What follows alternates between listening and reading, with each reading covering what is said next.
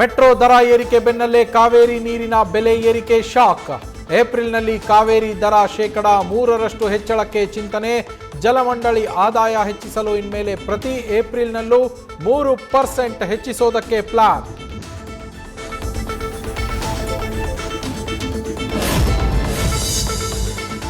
Victoria ಆಸ್ಪತ್ರೆಯಲ್ಲಿ ಖಾಸಗಿ scanner ಬಳಸಿ ಯುಪಿಐ ಪೇಮೆಂಟ್ನಲ್ಲಿ ಕಳ್ಳಾಟ.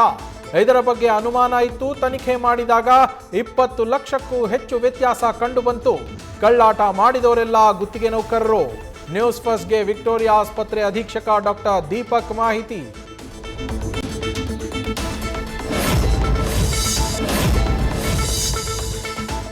ನಿನ್ನೆ ಅಧಿವೇಶನ ಮುಗಿಸಿ ದೆಹಲಿಗೆ ಹೋದ ಬಿಜೆಪಿ ರಾಜ್ಯಾಧ್ಯಕ್ಷ. ಇವತ್ತು ರಾಷ್ಟ್ರೀಯ ಅಧ್ಯಕ್ಷ ನಿತಿನ್ ನವೀನ್ ಭೇಟಿಯಾದ ಬಿವೈ ವಿಜೇಂದ್ರ. ನರೇಗಾ ಮರುಸ್ಥಾಪನೆ ಕುರಿತು ರಾಜ್ಯ ಸರ್ಕಾರ ಕರೆದಿದ್ದ ವಿಶೇಷ ಅಧಿವೇಶನದ ಬಗ್ಗೆ ಮಾಹಿತಿ.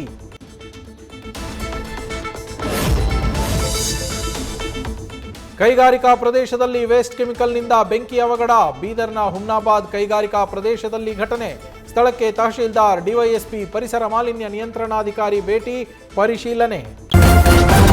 ನ್ಯೂಸ್ ಫಸ್ಟ್ ನಿರ್ಭೀತಿಯಿಂದ ನಿಮ್ಮ ಪರವಾಗಿ.